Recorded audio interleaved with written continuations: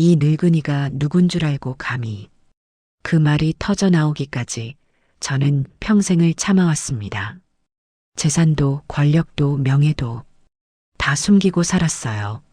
그런데 오늘 제 며느리의 뺨을 때리는 그 손을 보는 순간 더 이상 참을 수가 없었습니다. 영상 시청 전 구독과 좋아요 부탁드립니다. 제 이름은 김태호. 올해 72입니다. 사람들은 저를 그냥 봉천동에 사는 평범한 노인으로 알고 있어요. 낡은 빌라 2층에서 혼자 살고 아침마다 공원에서 체조하고 동네 슈퍼에서 두부 한 모 사다가 저녁 반찬 만드는 그런 노인이요. 옷도 허름하게 입고 차도 없이 버스 타고 다닙니다. 아들 준혁이는 그런 저를 늘 걱정했어요. 아버지, 제발 좀 편하게 사세요. 돈이 없는 것도 아닌데. 그럴 때마다 저는 웃기만 했습니다. 이렇게 사는 게 편해. 남들 눈에 안 띄는 게 좋아. 그게 제 철학이었어요. 50년 전 맨손으로 시작해서 지금의 자리까지 올랐습니다. 대한민국에서 손꼽히는 대기업, 성진그룹의 최대 주주. 하지만 저는 그 사실을 아무에게도 알리지 않았어요. 이사회에도 거의 나가지 않고 모든 건 위임해서 처리했습니다. 왜냐고요? 돈과 권력이 사람을 어떻게 바꾸는지 너무 많이 봤거든요. 돈 앞에서 무릎 꿇는 사람들, 권력 앞에서 비굴해지는 사람들. 저는 그런 세상이 싫었어요. 그래서 제 가족만큼은 그런 걸 모르고 살게 해주고 싶었습니다. 아들 준혁이한테도 말하지 않았어요. 그냥 작은 사업 하나 물려줬다고만 했습니다. 자동차 부품 납품하는 중소기업이요. 준혁이는 그 회사 열심히 운영하며 성실하게 살고 있어요. 그게 제가 바란 거였습니다. 며느리 수진이를 처음 본 건 3년 전이었어요. 준혁이가 결혼한다고 데려왔을 때 저는 단번에 마음에 들었습니다. 화려하지 않고 겸손하고 무엇보다 눈이 맑았어요. 요즘 젊은 사람들 중에 저런 눈을 가진 아이가 있다니 놀라웠습니다. 아버님, 잘 부탁드려요. 수진이가 허리 숙여 인사했을 때 저는 이 아이가 우리 집안에 복을 가져올 거라고 느꼈어요. 결혼 후에도 수진이는 한결같았습니다. 시아버지인 저를 극진히 모셨어요. 명절마다 찾아와서 같이 밥 먹고 주말이면 전화해서 안부 묻고. 요즘 며느리들이 다 그렇다던데 수진이는 달랐습니다. 아버님, 건강하셔야 해요. 제가 해드릴 수 있는 거 있으면 말씀하세요. 그 말이 형식적이 아니라는 걸 저는 알았어요. 수진이는 진심이었습니다. 그런데 작년부터 수진이 얼굴에 그늘이 지기 시작했어요. 수진이는 결혼 전부터 다니던 회사가 있었는데 출산휴직 후 복직이 어려워져서 그만뒀습니다. 그러다 올해 초에 새 직장을 구했어요. 중견기업 태성물산의 영업지원팀이었습니다. 아버님, 저 취직했어요. 수진이가 기쁜 얼굴로 알려줬을 때 저도 덩달아 기뻤습니다. 잘됐다, 수진아. 근데 무리하지 마. 몸이 우선이야. 네, 아버님. 걱정 마세요. 그런데 시간이 지나면서 수진이가 야위어 갔어요. 얼굴에 다크서클이 짙어지고 웃는 일이 줄었습니다. 물어봐도 괜찮다고만 했어요. 준혁이한테 물어봤습니다. 수진이 요즘 왜 그러냐? 회사에서 무슨 일 있는 거 아니야? 잘 모르겠어요, 아버지. 물어봐도 얘기를 안 해요. 힘든 건 맞는 것 같은데. 아들도 걱정하고 있었어요. 하지만 수진이는 입을 열지 않았습니다. 그러다 일주일 전이었어요. 수진이가 저희 집에 들렀다가 깜빡하고 핸드폰을 두고 갔습니다. 저녁 때 전화가 왔어요. 수진이가 급하게 물었습니다. 아버님, 혹시 제 핸드폰 보셨어요? 응, 여기 있어. 가지러 올래? 아, 지금은 좀. 내일 출근하면서 들를게요. 그때 핸드폰 화면이 켜졌어요. 알림이 떴습니다. 저도 모르게 봤어요. 박 실장 내일 다 뒤집어 엎을 거야. 각오해. 박 실장 네가 뭔데 그 계약 건드려? 선 넘지 마. 심장이 철렁 내려앉았습니다. 이게 무슨 말이지? 수진이가 회사에서 뭔 일을 겪고 있는 거지? 그날 밤 잠을 설쳤어요. 며느리가 저런 문자를 받으며 일하고 있다니. 화가 치밀었습니다. 하지만 수진이한테 직접 물어볼 수는 없었어요. 핸드폰을 봤다는 걸 들키고 싶지 않았거든요. 그래서 저는 결심했습니다. 직접 가서 보자고요. 오늘 아침 저는 새벽같이 일어났습니다. 수진이가 좋아하는 반찬으로 도시락을 쌌어요. 계란말이, 불고기, 나물. 명숙이가 살아있을 때 자주 해주던 것들이에요. 아내가 떠난 지 8년이 됐지만 요리 실력은 녹슬지 않았습니다. 도시락을 보자기에 싸서 버스를 탔어요. 태성물산이 있는 강남까지는 1시간 반이 걸렸습니다. 버스 안에서 생각했어요. 내가 너무 오버하는 건가? 그냥 직장 생활이 원래 힘든 건데. 하지만 저 문자 내용이 자꾸 떠올랐습니다. 다 뒤집어 엎을 거야. 각오해. 그건 단순한 업무 스트레스가 아니었어요. 강남역에 내려서 걸었습니다. 태성물산 빌딩은 20층짜리 유리 건물이었어요. 번쩍번쩍한 외관. 저 안에서 제 며느리가 일하고 있구나. 로비로 들어갔습니다. 안내 데스크 직원이 저를 위아래로 훑어봤어요. 낡은 점퍼에 운동화를 신은 노인. 경계의 눈초리였습니다. 어디 오셨어요?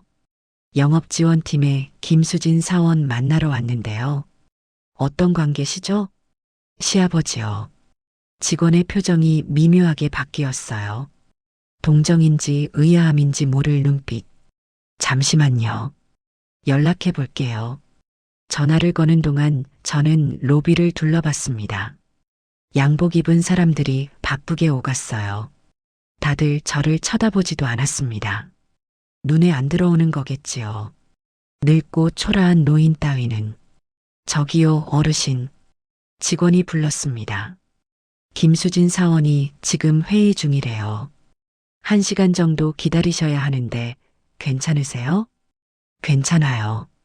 기다릴게요. 로비 소파에 앉았습니다. 도시락을 무릎 위에 올려놨어요. 1시간이면 식을 텐데. 아쉬웠지만 어쩔 수 없었습니다. 시간이 흘렀어요.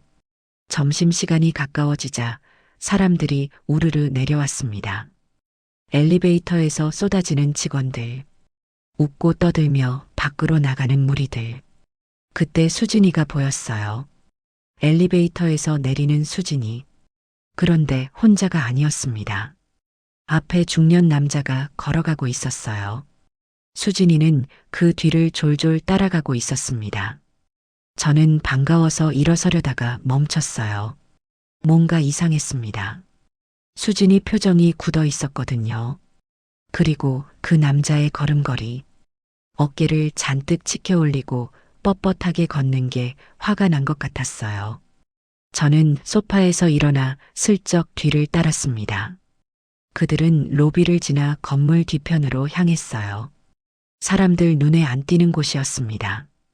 비상구 근처에서 그들이 멈췄어요. 저는 기둥 뒤에 숨어서 지켜봤습니다. 박 실장님, 제 말 좀 들어주세요. 수진이 목소리가 떨리고 있었어요. 뭘 들어?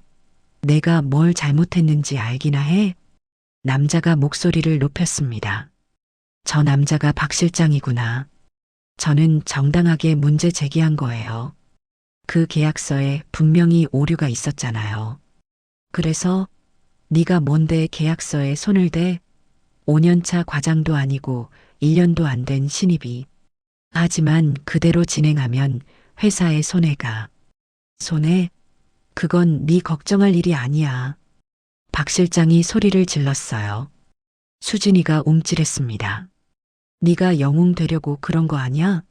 잘 보이려고? 내 밑에서 일하면서 내 뒤통수를 쳐? 그런 게 아니에요.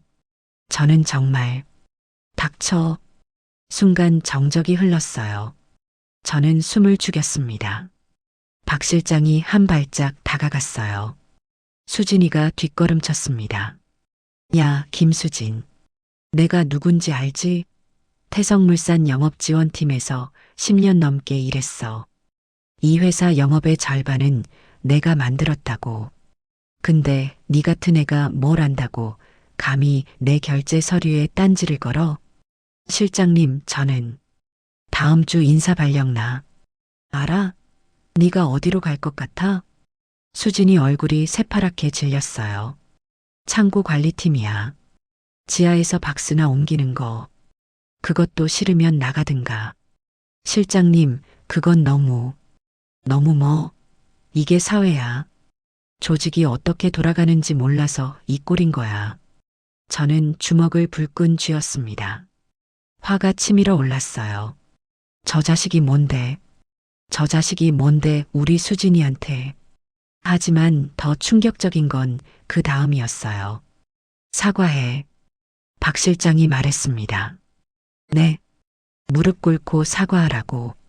그러면 한 번만 봐줄게. 창고팀 대신 다른 데로 보내줄 수도 있어. 수진이가 망설였어요. 저는 뛰쳐나가려고 했습니다. 하지만 다리가 움직이지 않았어요.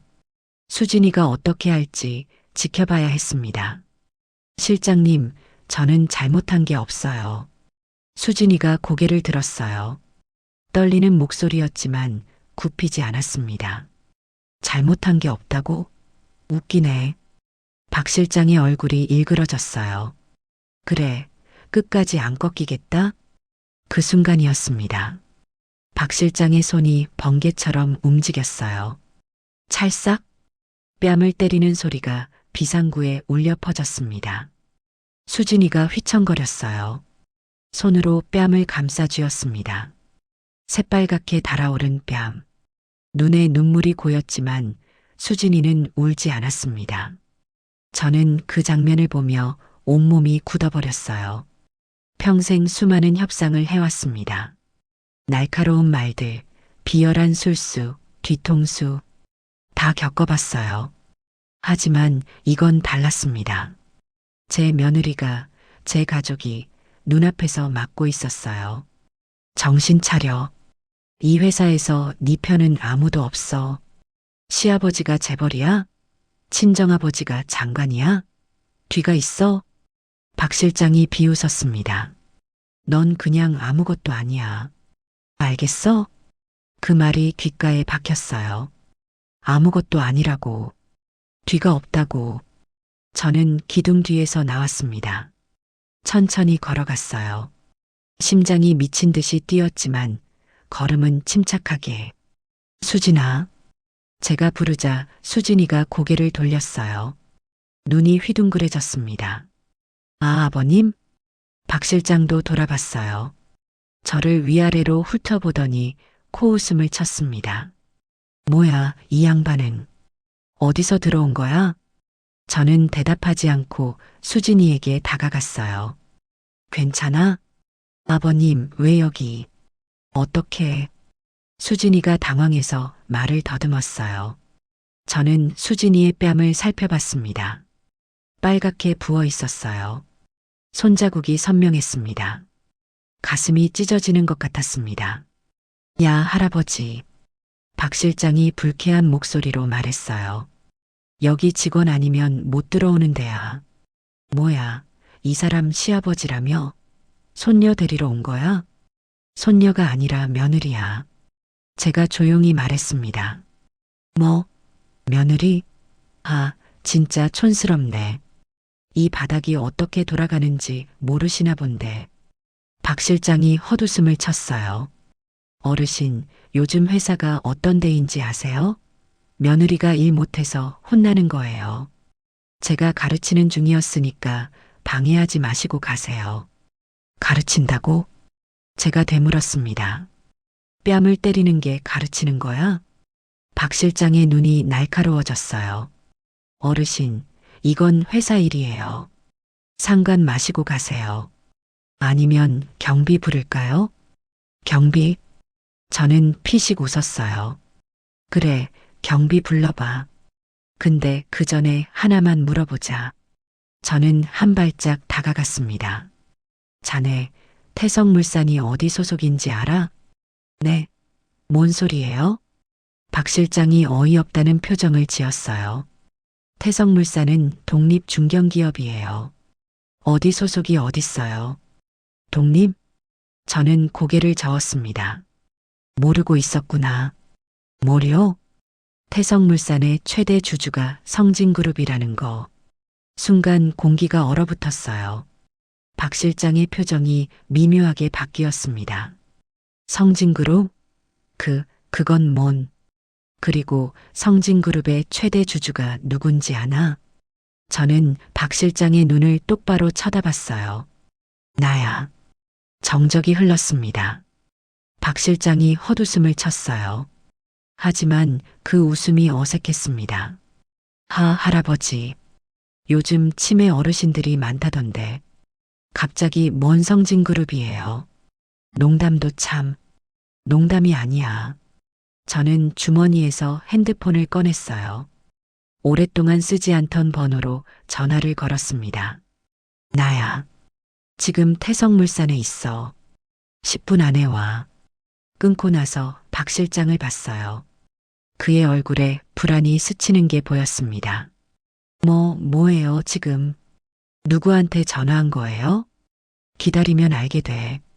저는 수진이에게 돌아섰어요. 수진아, 괜찮아. 아버지가 왔어. 수진이가 울먹였어요. 아버님, 저 때문에 왜 이런. 울지 마. 다 괜찮아질 거야. 10분이 채 안 돼서 검은색 세단 세 대가 건물 앞에 섰어요. 양복을 입은 남자들이 우르르 내렸습니다. 그중 맨 앞에 있던 사람이 빠르게 걸어왔어요. 태성물산 대표이사 최준영이었습니다. 회장님, 최준영이 허리를 90도로 숙였어요. 그를 따라온 임원들도 일제히 고개를 숙였습니다. 오랜만이네, 최 사장. 아이고, 회장님. 사전에 말씀해 주셨으면 제가 직접 모시러 갔을 텐데. 됐어. 그런 거 필요 없어. 저는 손을 저었어요. 박 실장이 하얗게 질려 있었습니다. 입이 벌어진 채 아무 말도 못하고 서 있었어요. 저분이 성진그룹 김태호 회장님이시다. 최준영이 차갑게 말했습니다. 우리 태성물산의 최대 주주시고 내 상관이시다. 무슨 일인지 설명해봐. 박 실장의 다리가 후들거렸어요. 얼굴이 흙빛으로 변했습니다. 저는 그게 최 사장. 제가 입을 열었습니다. 저 사람이 방금 내 며느리 뺨을 때렸어. 최준영의 눈이 커졌어요. 수진이의 부어오른 뺨을 보더니 얼굴이 굳어졌습니다. 박 실장, 사실이야? 아닙니다. 그게 오해가. 오해? 저는 박 실장에게 다가갔어요. 그가 뒷걸음질 쳤습니다. 아까 뭐라고 했지? 이 회사에서 네 편은 아무도 없다고? 저는 뒤가 있냐고? 시아버지가 재벌이냐고? 저는 한 발짝 더 다가갔습니다. 시아버지가 재벌이야. 박 실장의 얼굴이 일그러졌어요. 공포로 가득 찬 눈. 그리고 뒤도 있어. 내가 뒤야. 저는 오른손을 들어 올렸어요. 50년 동안 회사를 일궈온 손. 수많은 계약서에 사인했던 손. 그 손으로 찰싹 박 실장의 뺨을 쳤습니다. 때리는 순간 아까 수진이가 맞던 장면이 겹쳐졌어요. 똑같은 소리, 똑같은 충격. 하지만 이번에는 당하는 게 아니라 되갚는 거였습니다. 박 실장이 휘청거리며 바닥에 쓰러졌어요. 회장님, 느껴봐. 내가 남한테 한 짓이 어떤 건지. 저는 차갑게 내려다봤습니다. 직원을 가르친다며? 때려서 가르쳐? 그게 교육이야? 그건 폭력이야. 박 실장이 바닥에 엎드렸어요. 잘못했습니다. 제가 잘못했습니다. 나한테 빌지 마. 저는 수진이를 가리켰어요. 저 아이한테 빌어. 박 실장이 기어가다시피 수진이 앞에 무릎을 꿇었어요. 김수진 씨. 정말 죄송합니다. 제가 미쳤었어요. 살려주세요. 수진이가 당황해서 뒤로 물러섰어요. 아버님, 이건 너무. 수진아. 저는 부드럽게 말했습니다. 이건 내가 당해도 되는 일이 아니었어. 아무도 이런 걸 당해선 안 돼. 알겠지? 수진이의 눈에서 눈물이 흘러내렸어요. 최 사장. 저는 최준영을 불렀습니다. 저 사람 처리해. 알겠습니다. 즉시 징계위원회 열겠습니다. 그리고 저는 잠시 생각했어요. 내 며느리가 제기했다는 계약서 문제 확인해봐. 진짜 오류가 있었는지. 네, 회장님. 최준영이 고개를 숙였습니다. 저는 수진이의 어깨에 손을 얹었어요. 가자, 수진아. 밥 먹으러. 네. 아까 도시락 싸왔어. 식었겠지만 같이 먹자. 수진이가 멍하니 저를 바라봤어요. 그러다 웃음이 터졌습니다. 눈물과 웃음이 뒤섞인 얼굴. 아버님, 도시락 싸우셨어요? 응. 내가 좋아하는 거. 진짜요? 진짜. 저는 수진이의 손을 잡고 걸었어요. 건물을 나서는데 직원들이 수군거리는 게 들렸습니다. 하지만 상관없었어요. 건물 앞 작은 공원에 벤치가 있었어요. 거기 앉아서 도시락을 폈습니다. 어머, 아버님. 이거 불고기잖아요. 제가 좋아하는 거. 수진이가 놀라며 말했어요. 알지. 내가 결혼 전에 얘기했잖아. 불고기 좋아한다고. 그걸 기억하세요? 당연하지. 며느리가 뭘 좋아하는지 시아버지가 알아야 할 거 아니야. 수진이가 또 울었어요. 이번에는 다른 눈물이었습니다. 아버님, 감사해요. 진짜 감사해요. 뭘 먹어. 많이 먹어. 밥을 먹으며 수진이가 물었어요. 아버님, 진짜 성진그룹 회장님이세요? 응. 그럼 그동안 왜 말 안 했지? 저는 젓가락을 내려놨어요. 돈과 권력이 사람을 바꾸거든. 내가 누군지 알면 사람들이 달라져. 진심으로 대하는 게 아니라 돈을 보고 대하게 돼. 그게 싫었어. 그래서 그렇게 사셨어요? 봉천동 빌라에서 버스 타시고? 응. 그게 편해. 수진이가 한참 저를 바라봤어요. 아버님, 진짜 대단하세요. 대단하긴. 그냥 내 방식인 거지. 그래도요. 보통은 그렇게 못 살아요. 돈 있으면 자랑하고 싶잖아요. 자랑해서 뭐하게? 진짜 중요한 건 그런 게 아니야. 저는 수진이를 똑바로 바라봤어요. 수진아, 진짜 중요한 건 사람이야. 가족이고, 내가 아무리 돈이 많아도 너희들 없으면 아무 소용없어. 수진이가 고개를 숙였어요. 아버님, 저 요즘 많이 힘들었어요. 회사에서 맨날 깨지고 무시당하고. 그래도 말 못했어요. 준혁이한테도 아버님한테도. 짐이 되기 싫어서. 짐이라니. 넌 짐이 아니야. 근데 오늘 아버님이 오셔서 저를 그렇게 지켜주시니까 수진이가 울음을 터뜨렸어요. 정말 감사해요. 제가 어떻게 이 은혜를 갚아야 할지. 저는 수진이의 머리를 쓰다듬었어요. 은혜는 무슨. 가족인데 당연한 거지. 앞으로 힘든 일 있으면 숨기지 마. 알았지? 네, 아버님. 그때 핸드폰이 울렸어요. 준혁이었습니다. 아버지, 지금 어디세요? 수진이 회사에서 무슨 일 있대요. 저 지금 가는 중인데. 준혁아, 괜찮아. 수진이 옆에 있어. 네. 아버지가 왜 거기? 와서 봐. 설명해 줄게. 30분 후 준혁이가 도착했어요. 뛰어오느라 숨이 차 있었습니다. 아버지, 수진아, 무슨 일이야? 저는 차분하게 설명했어요. 오늘 있었던 일을, 수진이가 당한 일을, 그리고 제가 한 일을. 준혁이 얼굴이 시뻘겋게 달아올랐어요. 뭐, 수진이 뺨을 때려? 그 자식이? 준혁아, 진정해. 어떻게 진정해요? 수진아, 너 왜 말 안 했어? 그동안 그런 일 당하면서 수진이가 고개를 숙였어요. 미안해. 걱정 끼치기 싫어서. 걱정이 문제가 아니잖아. 넌 내 아내야. 내가 힘들면 나도 힘든 거야. 같이 나눠야지 왜 혼자 끙끙 앓아? 준혁이 눈에 눈물이 맺혔어요. 앞으로는 숨기지 마. 제발. 알았지? 응. 미안해. 두 사람이 부둥켜 안았어요. 저는 그 모습을 보며 흐뭇했습니다. 그날 저녁 저는 오랜만에 준혁이네 집에서 저녁을 먹었어요. 식탁에 둘러앉아 밥을 먹는데 손주 민지가 물었습니다. 할아버지, 오늘 엄마 회사에서 무슨 일 있었어요? 응? 누가 그래? 엄마가 울면서 들어왔어요. 근데 웃기도 했어요. 저는 수진이를 봤어요.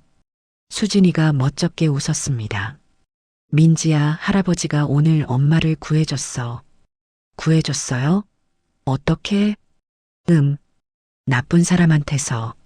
민지가 눈을 반짝였어요. 우와, 할아버지 멋있다. 그렇지? 할아버지 멋있지? 저는 웃으며 민지 머리를 쓰다듬었어요. 밥을 먹고 나서 준혁이가 조심스럽게 물었습니다. 아버지, 오늘 일로 제가 드릴 말씀이 있어요. 뭔데? 아버지가 성진그룹 회장이신 거. 저 솔직히 오늘 처음 알았어요. 그동안 그냥 작은 사업 하셨다고만. 알고 있었어. 언젠간 얘기하려고 했는데 계기가 없었어. 왜 말씀 안 하셨어요? 저는 한숨을 쉬었어요. 준혁아, 내가 왜 평생 숨기고 살았는지 알아? 아까 수진이한테 말씀하신 거 들었어요. 돈이 사람을 바꾼다고. 그래. 그게 이유야.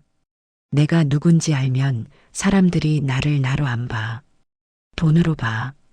그게 싫었어. 저는 잠시 말을 멈췄어요. 그리고 너한테도 말 안 한 건 내가 내 아들이 아니라 재벌 아들로 살게 되는 게 싫었어. 무슨 뜻이에요? 내가 어릴 때부터 내가 재벌인 줄 알았으면 넌 아마 지금처럼 안 자랐을 거야. 노력 안 하고 당연하게 여기고 그런 사람 많이 봤어. 준혁이가 고개를 끄덕였어요. 이해해요, 아버지. 그래서 저한테 작은 회사 하나 맡기신 거죠? 스스로 일어서라고. 그래. 내가 실력으로 일어서길 바랐어. 그래야 진짜 내 거니까. 근데 아버지. 준혁이가 저를 똑바로 바라봤어요. 저 그래도 아버지가 제 뒤에 있다는 거 알았으면 좋았을 것 같아요. 어릴 때는 몰라도 어른 돼서는요. 힘들 때 기댈 때가 있다는 거. 저는 가슴이 찡했어요. 미안하다. 내가 너무 내 방식만 고집했나 보다. 아니에요. 아버지 덕분에 제가 이만큼 성장했잖아요. 감사해요. 준혁이가 웃었어요. 저도 웃었습니다. 아버지, 근데 이제 어떻게 하실 거예요? 오늘 일로 아버지 신분이 알려졌잖아요. 글쎄, 아직 모르겠어. 사람들이 아버지한테 막 찾아오고 그러면 어떡해요? 그때 생각하지 뭐. 저는 대수롭지 않게 말했어요. 70년 넘게 살면서 배운 게 있어. 걱정은 해봐야 소용없어. 일이 터지면 그때 해결하면 돼. 역시 아버지. 수진이가 끼어들었어요. 아버님, 저 드릴 말씀 있어요. 응, 뭔데? 오늘 일로 생각 많이 했어요. 저 회사 계속 다닐까 말까? 그래서 다니기로 했어요. 저는 눈을 깜빡였어요. 다녀? 그 회사를? 네. 도망가는 것 같아서요. 그리고 아버님이 제 편이라는 거 알았으니까 이제 두렵지 않아요. 수진이가 웃었어요. 물론 다시 그런 일 있으면 그땐 바로 말할게요. 그래, 그렇게 해. 근데 정 힘들면 그만둬도 돼. 알겠지? 네, 아버님. 그렇게 저녁이 지나갔어요. 그로부터 일주일이 지났습니다. 태성물산에서 연락이 왔어요. 박 실장은 즉시 해고됐고 수진이가 제기한 계약서 문제는 실제로 오류가 있어서 수정됐다고요. 덕분에 회사가 큰 손해를 막았다며 수진이한테 포상이 내려졌습니다. 아버님, 저 표창 받았어요. 수진이가 기쁜 목소리로 전화했어요. 잘 됐다. 축하해. 다 아버님 덕분이에요. 아니야. 내가 옳은 일 한 거야. 그 결과가 나온 거고. 그래도요. 아버님 아니었으면. 됐어. 앞으로도 당당하게 살아. 내가 옳다고 생각하는 대로. 네, 아버님. 전화를 끊고 저는 창밖을 바라봤어요. 봉천동 빌라 창문 밖으로 노을이 지고 있었습니다. 빨갛고 주황빛이 섞인 하늘. 예뻤어요. 문득 아내 명숙이 생각이 났습니다. 명숙이, 당신이 보고 있어? 우리 며느리 참 대견하지? 오늘 내가 한 일 잘한 거지? 대답은 없었지만 바람이 불어왔어요. 따뜻한 바람. 마치 명숙이가 웃는 것 같았습니다. 그때 핸드폰이 울렸어요. 모르는 번호였습니다. 여보세요? 김태호 회장님이시죠? 낯선 목소리였어요. 중년 남자 같았습니다. 누구시죠? 저는 한국경제신문 기자입니다. 지난주에 태성물산에서 있었던 일에 대해 취재하고 있는데요. 심장이 쿵 내려앉았어요. 어떻게 제 번호를? 회장님, 성진그룹의 숨겨진 대주주가 봉천동에 사신다는 소문이 돌고 있습니다. 확인 좀 해주시겠어요? 저는 침묵했어요. 회장님? 노코멘트. 전화를 끊었습니다. 손이 떨렸어요. 이제 시작인가? 숨어서 살던 일상이 끝나는 건가? 하지만 이상하게도 두렵지 않았어요. 오히려 홀가분했습니다. 70년 넘게 숨기고 살았습니다. 내가 누군지, 뭘 가졌는지, 그게 옳은 선택이었는지 모르겠어요. 하지만 지금은 알 것 같아요. 숨기는 것보다 지키는 게 중요하다는 거. 가족을 지키기 위해서라면 드러나도 괜찮다는 거. 창밖 노을이 점점 어두워졌어요. 곧 밤이 올 겁니다. 하지만 밤이 지나면 또 아침이 오겠지요. 내일은 어떤 일이 기다리고 있을까요? 기자들이 몰려올까요? 사람들이 찾아올까요? 뭐가 됐든 이제는 도망가지 않겠습니다. 가족을 위해서라면 뭐든 할 수 있어요. 이 늙은이가 누군지 알고 감히. 저는 김태호입니다. 성진그룹 최대 주주. 그리고 무엇보다 수진이 시아버지, 준혁이 아버지, 민지 할아버지. 그게 제 정체성이에요. 그리고 그건 숨길 게 아니었어요. 다음 날 아침이었습니다. 저는 평소처럼 공원에서 체조를 하고 돌아왔어요. 빌라 앞에 검은색 차가 서 있었습니다. 익숙한 차였어요. 성진그룹 비서실 차량. 차에서 젊은 남자가 내렸어요. 성진그룹 비서실장 정민호였습니다. 오랜만에 보는 얼굴이었어요. 회장님, 정민호가 허리를 숙였습니다. 웬일이야? 부른 적 없는데. 죄송합니다, 회장님. 긴급한 일이 있어서요. 뭔데? 이사회에서 임시회의를 소집했습니다. 회장님께서 참석해 주셔야 합니다. 저는 미간을 찌푸렸어요. 이사회? 내가 왜? 지난주 태성물산 건으로 회장님 신분이 언론에 알려질 가능성이 높습니다. 대응 방안을 논의해야 한다고요. 대응? 저는 피식 웃었어요. 뭘 대응해? 사실인데. 하지만 회장님, 주가의 영향이. 정 실장. 저는 그의 말을 끊었어요. 내가 50년 전에 회사 세울 때 주가 걱정하면서 세웠나? 아닙니다만. 사람이 먼저야. 회사가 먼저가 아니고. 그거 잊지 마. 정민호가 입을 다물었어요. 이사회 가긴 갈게. 근데 아침밥 먼저 먹고. 네, 회장님. 저는 집에 들어가서 간단히 밥을 먹었어요. 계란 프라이에 김치. 늘 먹던 아침. 밥을 먹으며 생각했어요. 이제 정말 바뀌는 건가? 이 조용한 일상이. 하지만 후회는 없었어요. 수진이 얼굴이 떠올랐거든요. 뺨 맞고도 꿋꿋이 서 있던 그 모습. 그 아이를 지켜줄 수 있었다는 것만으로 충분했습니다. 밥을 먹고 양복으로 갈아입었어요. 오랜만에 입는 정장. 옷장 깊숙이 넣어둔 거였습니다. 거울을 봤어요. 낯선 모습이었습니다. 봉천동 할아버지가 아니라 어디 회장님 같았어요. 명수가 나 어때? 빈방에 물어봤어요. 대답은 없었지만 괜찮았습니다.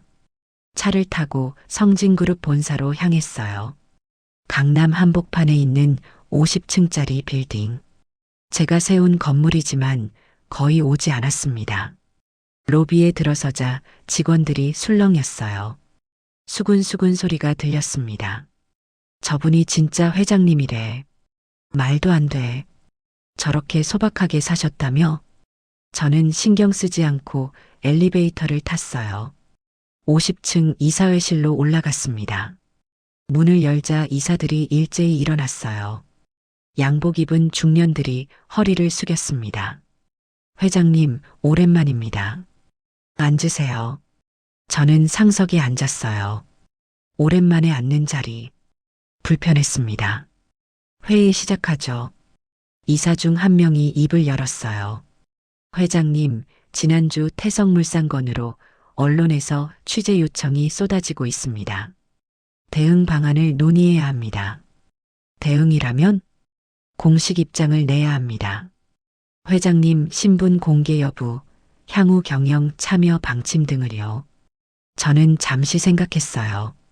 공개하지. 네. 숨길 거 없어. 내가 최대 주주인 건 사실이고 태성물산에서 일어난 일도 사실이니까. 이사들이 당황한 표정을 지었어요. 하지만 회장님, 주가 얘기 그만해. 저는 단호하게 말했어요. 50년 전에 회사 세울 때 나는 하나만 생각했어. 좋은 물건 만들어서 사람들한테 도움되자. 그게 전부였어. 이사들이 조용해졌어요. 그동안 회사가 커지면서 그걸 잊은 것 같아. 주가, 실적, 경쟁. 그것만 생각하고 사람은 뒷전이 됐어. 저는 한 명 한 명 눈을 마주쳤어요. 이번에 태성물산에서 있었던 일, 내 며느리가 당한 일. 그게 우리 그룹 안에서 일어난 거야. 창피한 일이야. 회장님, 앞으로는 달라져야 해. 사람을 먼저 생각하는 회사. 그게 내가 원래 세우려던 거였어. 저는 일어났어요. 공식 입장은 내가 직접 낼게. 언론 대응도 내가 할 거야. 회장님이 직접요? 응. 숨어 살던 거 그만할 때 됐어. 저는 이사회실을 나왔어요. 일주일 후 기자회견이 열렸습니다. 성진그룹 본사 대강당에 기자들이 가득 찼어요. 카메라 플래시가 터지고 질문이 쏟아졌습니다. 회장님, 그동안 왜 신분을 숨기셨습니까? 봉천동에서 사신 건 사실입니까? 태성물산 사건의 진상은 무엇입니까? 저는 마이크 앞에 섰어요. 떨리지 않았습니다. 제 이름은 김태호입니다. 성진그룹 최대 주주이고 창업주입니다. 카메라 소리가 요란했어요. 그동안 숨어 살았습니다. 이유는 간단해요. 돈과 권력이 사람을 바꾸는 게 싫었거든요. 기자들이 조용해졌어요. 하지만 지난주에 일이 있었습니다. 제 며느리가 회사에서 부당한 대우를 받았어요. 뺨을 맞았습니다. 웅성거리는 소리가 났어요. 그때 깨달았습니다. 숨어 있으면 지킬 수 없다는 걸, 가족을 지키려면 드러나야 한다는 걸. 저는 카메라를 똑바로 봤어요. 앞으로는 숨지 않겠습니다. 성진그룹이 사람을 먼저 생각하는 회사가 되도록 제가 직접 챙기겠습니다. 그게 제가 할 일입니다. 질문이 쏟아졌지만 저는 더 이상 대답하지 않았어요. 할 말은 다 했으니까요. 기자회견이 끝나고 밖으로 나왔습니다. 문 앞에 수진이와 준혁이, 민지가 서 있었어요. 수진이가 울고 있었습니다. 아버님, 왜 또 울어? 좋은 날인데. 멋있었어요. 진짜 멋있었어요. 준혁이가 제 손을 잡았어요. 아버지, 감사합니다. 뭘? 가족인데. 민지가 달려와 안겼어요. 할아버지, 최고야. 저는 손녀를 안아 올렸어요. 가볍고 따뜻했습니다. 할아버지, 앞으로도 우리 지켜줄 거지? 당연하지. 할아버지가 누군데? 저는 웃었어요. 하늘을 올려다봤습니다. 맑고 푸른 하늘. 구름 한 점 없었어요. 명수가 보고 있어? 나 이제 숨지 않을 거야. 가족을 위해서 앞으로 나설 거야. 그게 내가 할 일이니까. 바람이 불어왔어요. 따뜻한 바람. 명수기가 웃는 것 같았습니다.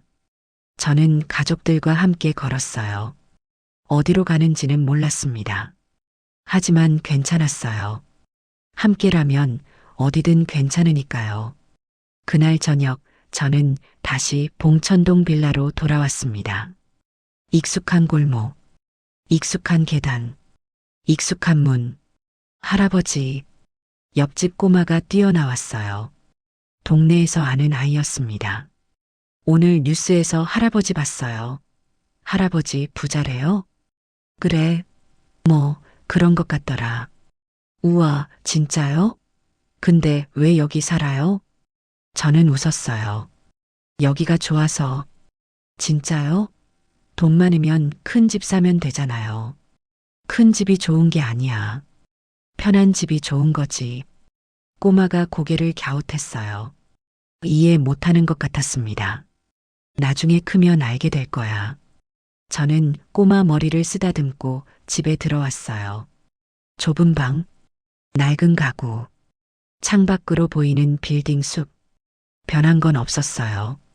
하지만 뭔가 달랐습니다. 더 이상 숨는 게 아니라 선택한 거니까요. 저는 창가에 앉아 노을을 바라봤어요.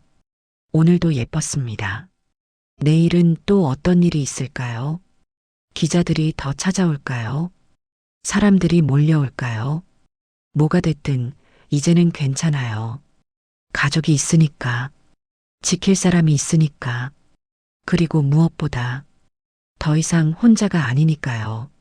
저는 핸드폰을 들어 수진이에게 문자를 보냈어요. 아버지 수진아, 내일 저녁같이 밥 먹자. 내가 좋아하는 불고기 해줄게. 곧 답장이 왔어요.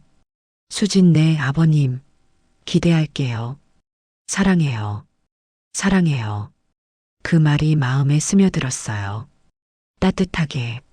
저도 문자를 보냈어요. 아버지 나도 사랑해. 우리 며느리. 창밖의 노을이 점점 어두워졌어요. 하지만 마음은 밝았습니다. 이제 시작이에요. 새로운 시작. 숨지 않는 삶의 시작. 그리고 그건 가족과 함께하는 시작이었습니다. 한 달이 지났어요. 기자회견 이후 제 일상은 많이 바뀌었습니다. 봉천동에서 계속 살기는 했지만 사람들이 저를 알아보기 시작했어요. 동네 슈퍼 아주머니도 공원에서 체조하는 어르신들도 다들 제 얼굴을 봤다며 인사했습니다. 회장님, 오늘도 체조하러 오셨어요? 회장님 아니고 그냥 김 선생이야. 예전처럼 불러. 아이고, 어떡해요. 재벌 회장님인데. 저는 쓴웃음을 지었어요. 이게 싫었던 건데. 하지만 어쩔 수 없었습니다. 그래도 좋은 점도 있었어요. 성진그룹에 가끔 출근하기 시작했습니다. 예전처럼 다 위임하지 않고 직접 챙기는 일들이 생겼어요. 특히 직원 복지 쪽을 신경 썼습니다. 태성물산 사건 이후 그룹 전체에 직장 내 괴롭힘 예방 교육을 의무화했어요. 신고 채널도 만들었습니다. 회장님, 이 정도면 충분하지 않습니까? 정민호가 물었어요.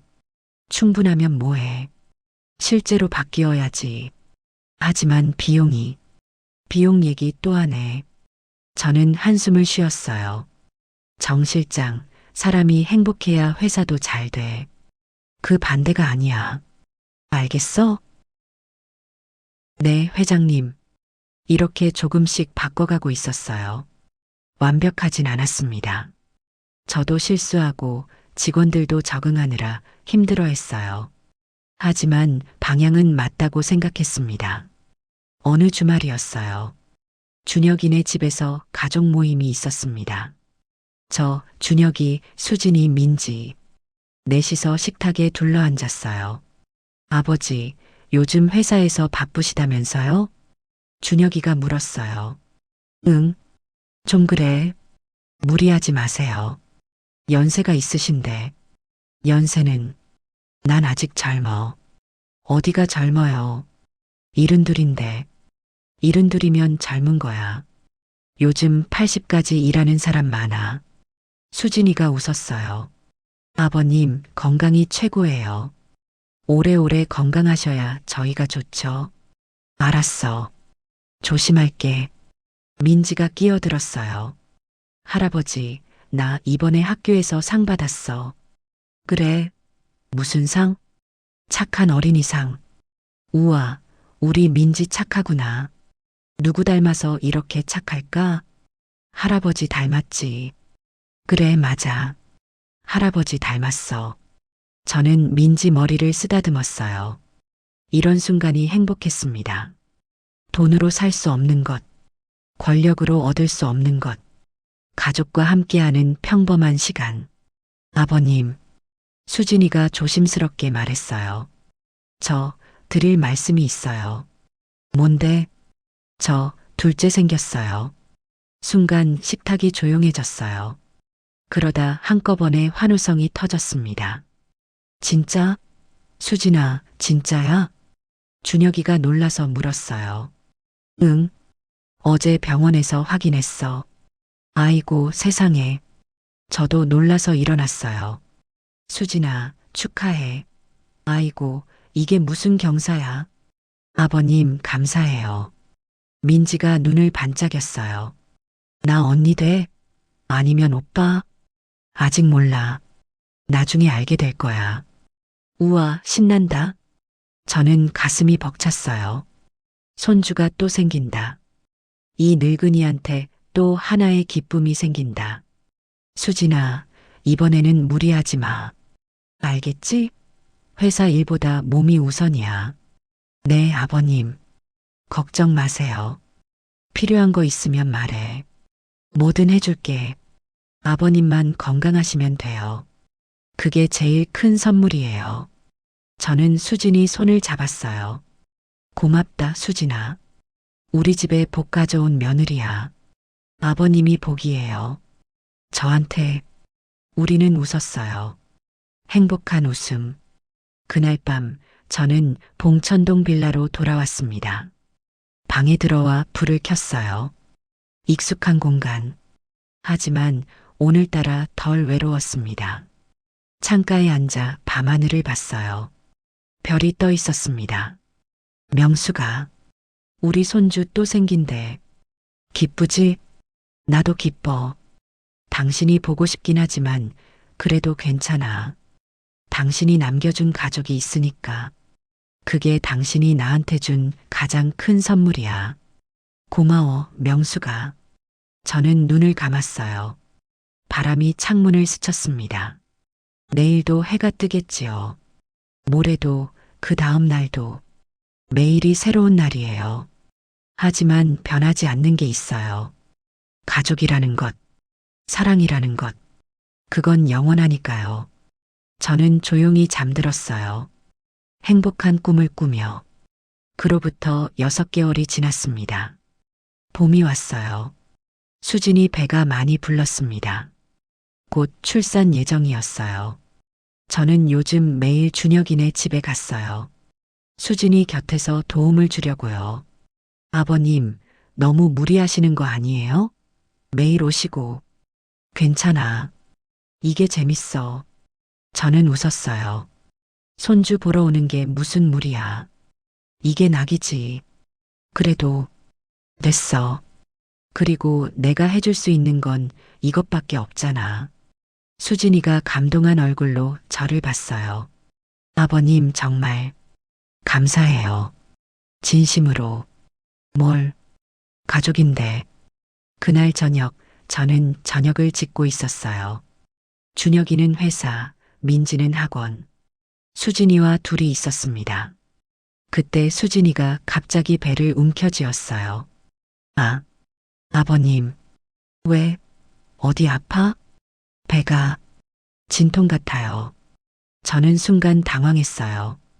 예정일이 아직 2주나 남았는데. 어떡하지?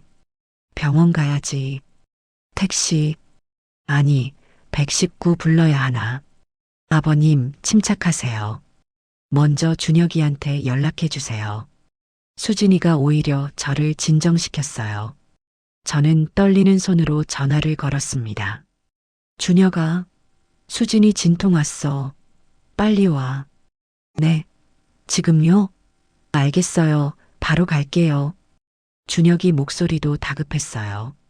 저는 수진이를 부축해서 현관으로 나갔어요. 마침 택시가 지나갔습니다. 손을 흔들어 잡았어요. 아저씨, 병원으로요.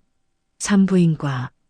택시기사가 수진이 배를 보더니 곧장 출발했어요.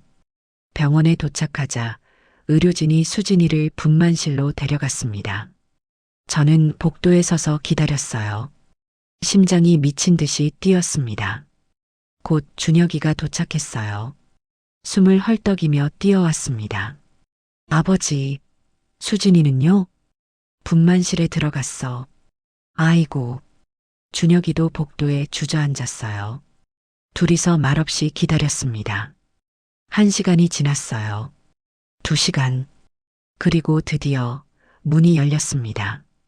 간호사가 나와 말했어요. 축하드립니다. 건강한 남자아이예요. 저와 준혁이가 동시에 일어났어요. 아들이요? 아들? 네, 3.5kg 아주 건강해요. 저는 눈물이 났어요. 주르륵 흘러내렸습니다. 고맙습니다. 정말 고맙습니다. 분만실에 들어갔어요. 수진이가 지쳐 있었지만 웃고 있었습니다. 품에 갓 태어난 아기가 안겨 있었어요. 아버님 보세요. 손자예요. 저는 다가가 아기를 봤어요. 작은 얼굴, 꼭 감은 눈, 작은 주먹. 세상에 이렇게 예쁜 게 있다니. 이름 뭐로 할 거야? 준혁이가 물었어요. 아버지한테 지어달라고 하면 안 될까요? 수진이가 말했어요. 저는 놀라서 수진이를 봤습니다. 나한테? 네. 아버님이 지어주시면 좋겠어요. 저는 잠시 생각했어요. 그리고 입을 열었습니다. 준서, 김준서, 준서요? 응. 준혁이의 준에 세상서, 세상을 밝히는 아이가 되라고. 수진이가 눈물을 글썽였어요. 예쁜 이름이에요. 준서, 우리 준서. 저는 아기의 작은 손을 잡았어요. 손가락이 제 검지를 움켜쥐었습니다. 준서야, 할아버지야, 앞으로 잘 지내자. 아기는 대답 대신 작은 소리를 냈어요. 마치 알겠다는 것처럼. 병원에서 돌아온 날 밤, 저는 봉천동 빌라 창가에 앉아 있었어요. 달이 밝았습니다. 둥글고 환한 보름달.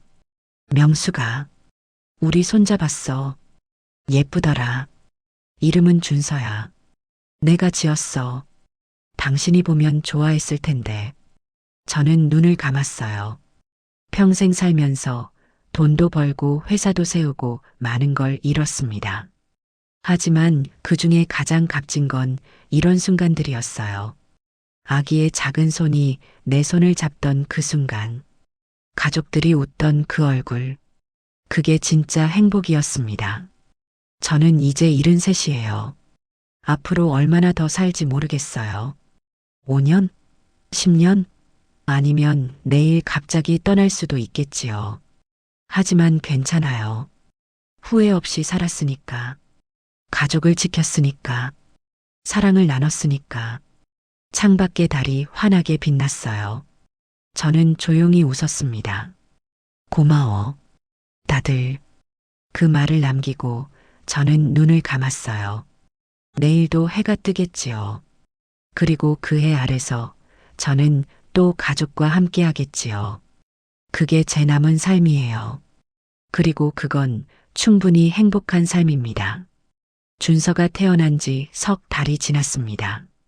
그날도 평화로운 아침이었어요. 저는 공원에서 체조를 마치고 집으로 돌아오는 길이었습니다. 그런데 빌라 앞에 검은 차 2대가 서 있었어요. 낯선 사람들이 기다리고 있었습니다.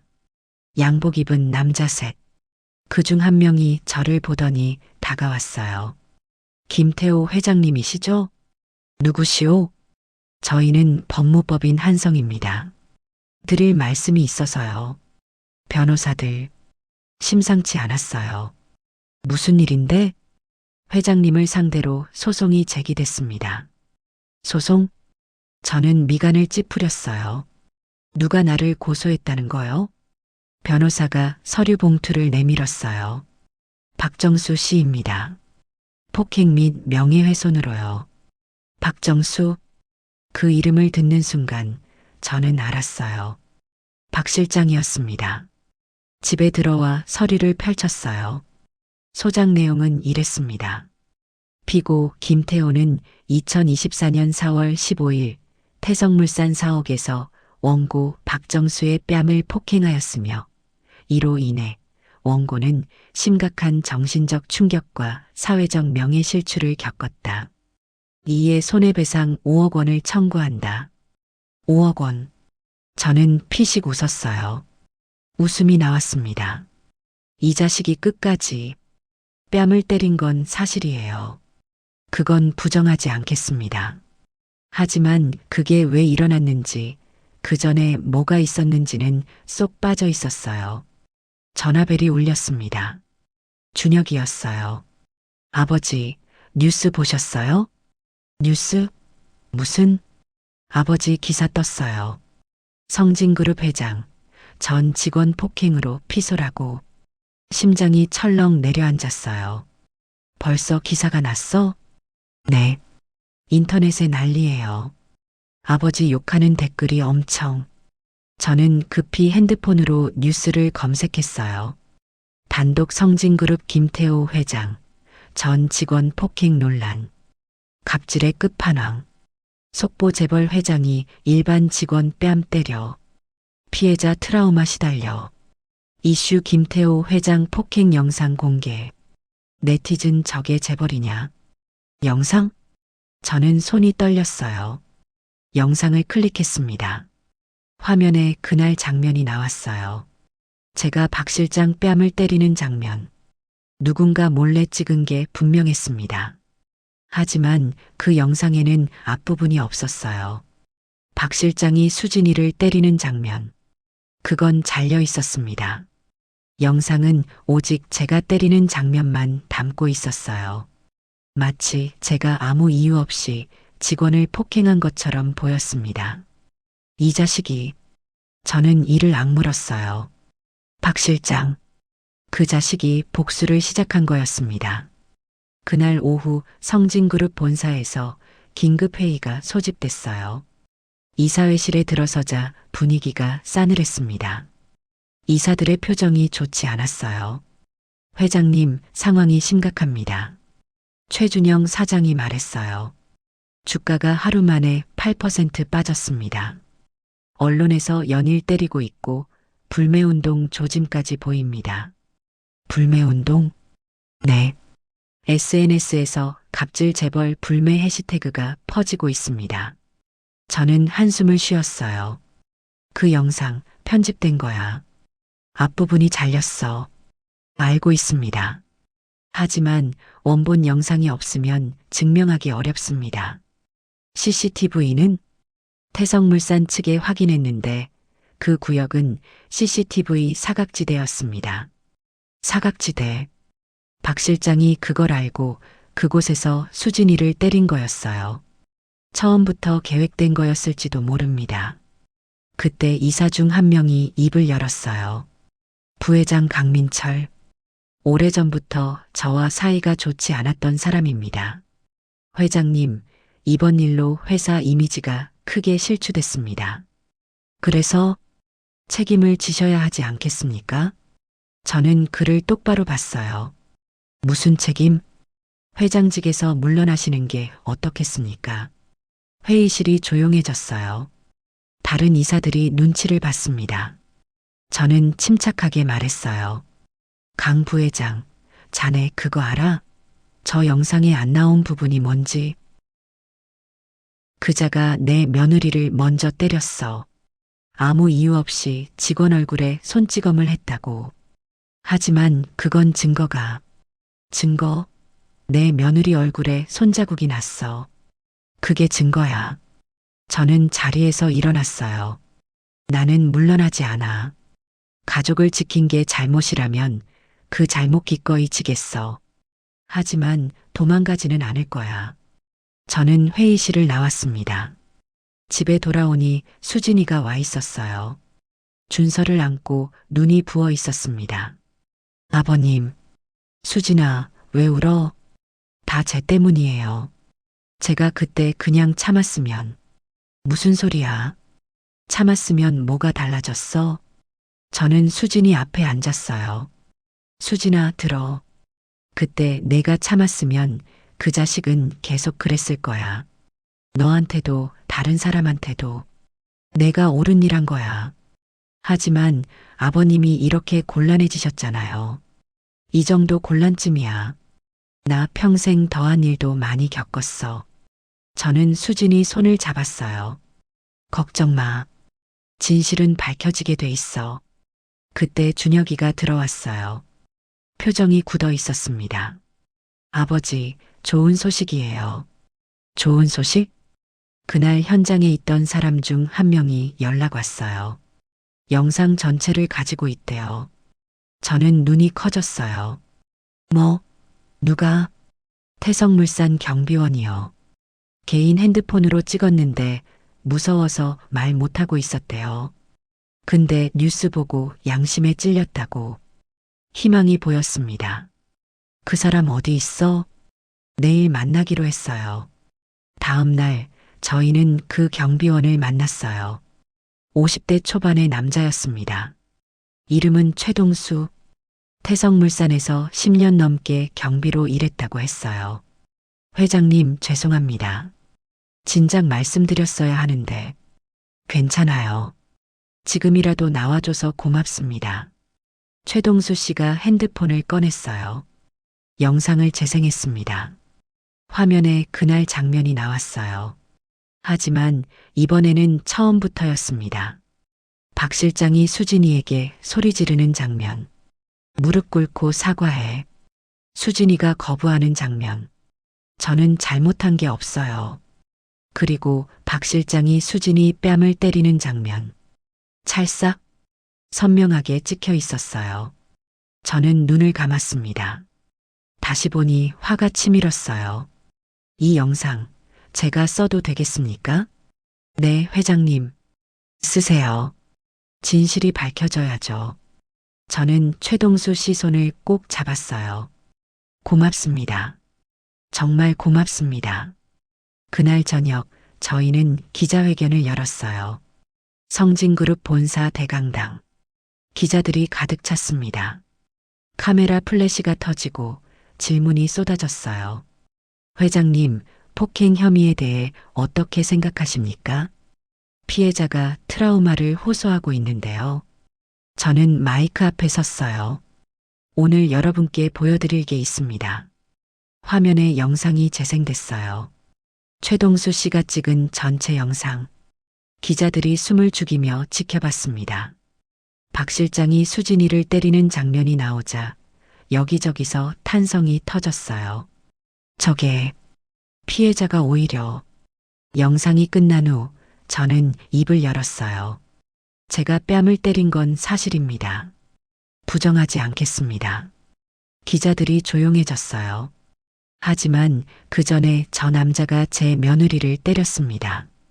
아무 이유 없이요. 직장 상사라는 이유로 직원 얼굴에 손찌검을 했습니다.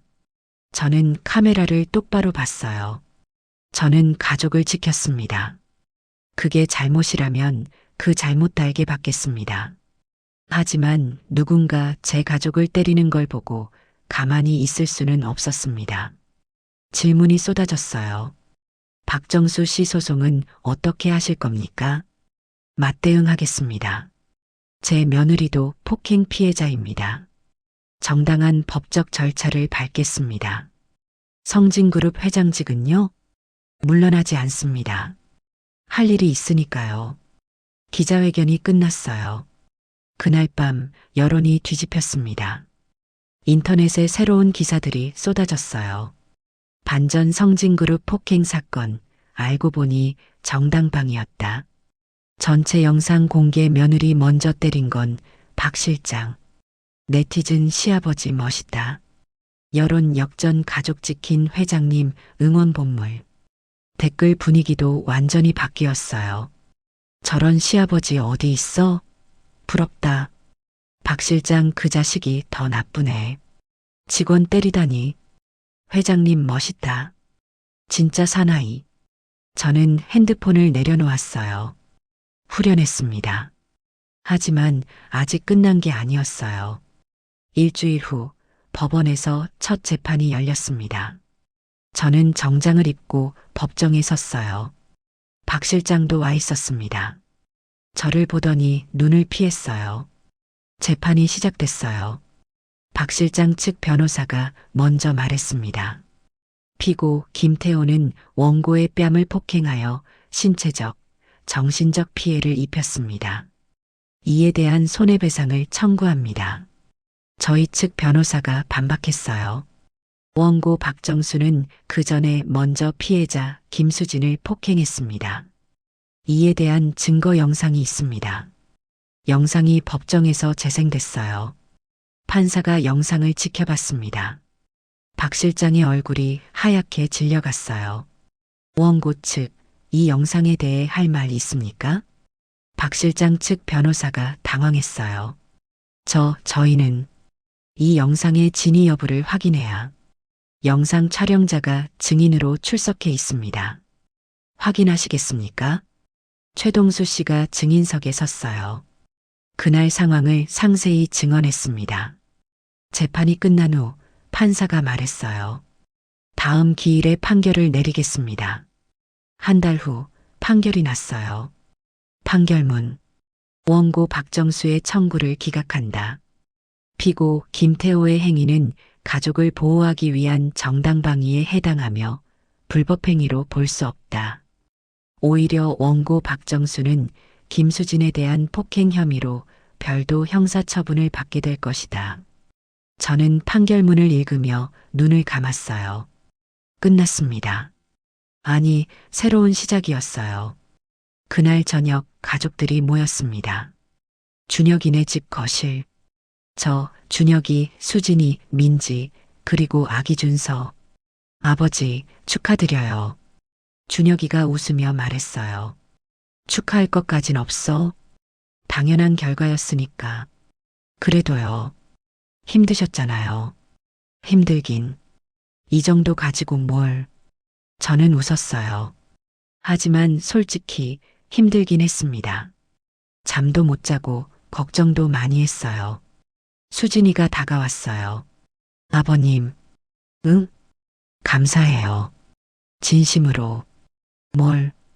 가족인데. 아버님 아니었으면 저 어떻게 됐을지. 생각만 해도 무서워요. 이제 그런 생각하지 마. 다 지난 일이야.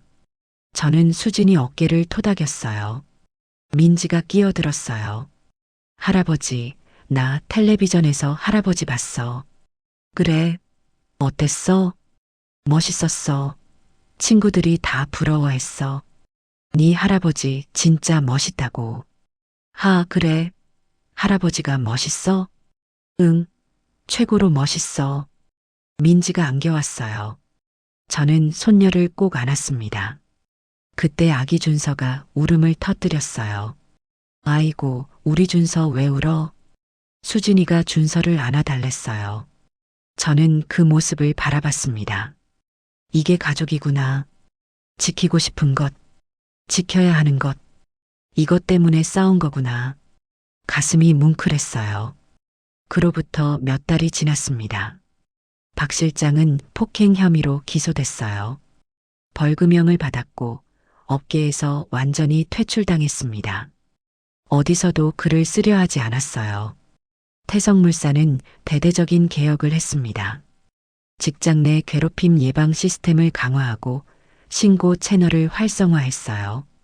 수진이가 그 프로젝트를 맡았습니다. 아버님, 저 승진했어요. 어느 날 수진이가 기쁜 얼굴로 말했어요. 그래, 축하해. 과장 됐어요. 직장 문화 개선팀 팀장으로요. 팀장? 우와, 대단하다. 다 아버님 덕분이에요. 아버님이 그때 나서주셔서 회사가 바뀐 거예요. 내가 뭘 했다고. 내가 잘한 거지. 저는 진심으로 뿌듯했어요. 수진이는 이제 당당하게 일하고 있었습니다. 더 이상 숨죽이며 눈치 보지 않았어요. 자기 목소리를 내고 옳다고 생각하는 일을 했습니다. 그게 제가 바란 거였어요. 가을이 왔습니다. 저는 봉천동 빌라 창가에 앉아 단풍을 바라봤어요. 빨갛고 노란 잎들이 바람에 흩날렸습니다. 올해도 많은 일이 있었어요. 며느리를 지켰고 소송을 이겼고 가족이 더 가까워졌습니다. 힘들었지만 후회는 없었어요. 문득 명숙이 생각이 났어요. 명숙아, 나 올해 참 바빴어. 근데 뿌듯해. 가족을 지켰거든. 당신이 보면 칭찬해줬을 것 같아. 바람이 불어왔어요. 단풍잎 하나가 창문에 부딪혔습니다. 마치 명숙이가 대답하는 것 같았어요. 저는 미소 지었습니다. 핸드폰이 울렸어요. 민지였습니다. 할아버지, 오늘 저녁에 우리 집 와. 엄마가 맛있는 거 해준대. 그래, 뭘 해준대? 비밀. 와서 봐. 알았어. 할아버지 갈게. 전화를 끊고 일어났어요. 오늘 저녁도 가족과 함께입니다. 내일도 모레도. 남은 날들이 얼마나 될지 모르겠지만 그날들을 가족과 함께 보내고 싶어요. 그게 제 행복이니까요. 저는 외출 준비를 했습니다. 문을 나서는데 옆집 꼬마가 또 뛰어나왔어요. 할아버지, 오늘 어디 가요? 손녀 보러 가. 또요? 맨날 가시네. 가족이니까. 당연히 맨날 가야지. 할아버지, 부러워요. 가족 많아서. 저는 꼬마 머리를 쓰다듬었어요. 너도 크면 가족 생겨. 그때 잘해. 가족이 제일 소중한 거야. 네. 저는 걸음을 옮겼습니다. 노을이 지고 있었어요. 하늘이 붉게 물들었습니다. 아름다웠어요. 이 노을 아래 저는 가족에게로 갑니다. 그리고 내일도 모레도 그렇게 갈 겁니다. 그게 제 남은 인생이에요. 그리고 그건 충분히 행복한 인생입니다. 준혁이네 집에 도착했어요. 문을 열자 맛있는 냄새가 났습니다. 수진이가 부엌에서 요리하고 있었어요. 아버님 오셨어요? 응. 뭐해? 갈비찜이요. 아버님 좋아하시잖아요. 갈비찜? 오늘 무슨 날이야? 그냥요. 아버님 모시고 싶어서요. 저는 가슴이 뭉클했어요. 민지가 뛰어왔어요. 할아버지, 우리 민지. 할아버지, 나 오늘 그림 그렸어. 보여줄까? 그래, 보여줘. 민지가 종이를 가져왔어요. 그림이 그려져 있었습니다. 할아버지, 아빠, 엄마, 민지, 준서. 5명이 손잡고 있는 그림이었어요. 위에 우리 가족이라고 적혀 있었습니다. 이게 뭐야? 우리 가족이야. 할아버지도 있어. 저는 눈물이 핑 돌았어요. 고맙다, 민지야. 할아버지 보물로 간직할게. 진짜? 좋아. 준혁이가 다가왔어요. 아버지, 앉으세요. 곧 저녁 나와요. 저는 소파에 앉았습니다. 아기 준서가 바운서에서 발을 차고 있었어요. 준서야, 할아버지 왔다. 준서가 저를 보더니 방긋 웃었어요. 아직 이도 안 난 입으로 웃는 게 너무 예뻤습니다. 우리 준서, 할아버지 알아봐? 똑똑하네. 저는 준서 손을 잡았어요. 작은 손가락이 제 손을 움켜쥐었습니다. 이 아이가 자라면 어떤 사람이 될까요? 저처럼 고집 센 사람이 될까요? 아니면 준혁이처럼 다정한 사람이 될까요? 뭐가 됐든 사랑받으며 자라면 좋겠어요. 그리고 나중에 자기 가족을 지킬 줄 아는 사람이 됐으면 좋겠습니다. 밥 나왔어요. 수진이가 불렀어요. 식탁에 음식이 차려졌습니다. 갈비찜, 잡채, 동태찌개, 나물들. 와, 진수성찬이네. 많이 드세요, 아버님. 우리는 둘러앉아 밥을 먹었어요. 아버지, 이거 드셔보세요. 수진이가 특별히 만든 거예요. 준혁이가 갈비를 집어줬어요. 고맙다. 할아버지, 나도 잡채 좋아해. 그래, 많이 먹어. 웃음소리가 끊이지 않았어요. 이게 행복이구나. 돈으로 살 수 없는 것, 권력으로 얻을 수 없는 것, 가족과 함께하는 이 순간, 저는 감사했습니다. 이 행복을 주신 하늘에, 함께해주는 가족에게, 그리고 먼저 간 명숙이에게. 아버님, 왜 그러세요? 눈이 촉촉하신 것 같은데. 수진이가 걱정스럽게 물었어요. 아니야. 먼지 들어갔나 봐. 저는 웃으며 눈을 훔쳤어요. 아버지, 저희가 드릴 말씀 있어요. 준혁이가 말했어요. 뭔데? 준혁이와 수진이가 눈을 마주쳤어요. 뭔가 상이한 게 있는 것 같았습니다.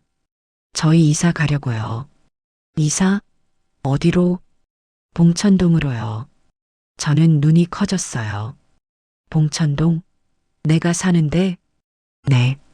아버지 집 근처로 이사 가려고요. 같은 동네에서 살면 좋잖아요. 그럴 필요 없어. 여기 좋은데. 아니에요. 저희가 가고 싶어요. 아버님 곁에서 살고 싶어요. 수진이가 말했어요. 아버님 혼자 계시면 저희도 걱정되고요. 가까이 살면 자주 뵐 수 있잖아요. 저는 할 말을 잃었어요. 진짜 괜찮겠어? 봉천동이 여기보다 불편할 텐데. 불편해도 좋아요. 가족이 가까이 있는 게 더 중요해요. 민지가 끼어들었어요. 나도 할아버지 옆에 살고 싶어. 매일 놀러 갈 수 있잖아. 저는 더 이상 참을 수 없었어요. 눈물이 흘러내렸습니다. 고맙다. 정말 고맙다. 준혁이가 제 손을 잡았어요. 아버지, 저희한테 감사할 거 없어요. 아버지가 평생 저희 지켜주셨잖아요. 이제 저희가 아버지 곁에 있을 차례예요. 저는 고개를 끄덕였어요. 말이 나오지 않았습니다. 그날 밤 저는 봉천동 빌라로 돌아왔어요. 창가에 앉아 밤하늘을 봤습니다. 별이 총총했어요. 곧 가족이 옆으로 이사 온대요. 더 이상 혼자가 아니에요. 명수가, 나 이제 안 외로울 것 같아. 가족이 곁에 있을 거거든. 당신이 남겨준 가족이. 고마워. 정말 고마워. 저는 눈을 감았어요. 행복한 잠에 빠져들었습니다. 내일도 해가 뜨겠지요. 그리고 그 해 아래서 저는 가족과 함께 할 겁니다. 영원히.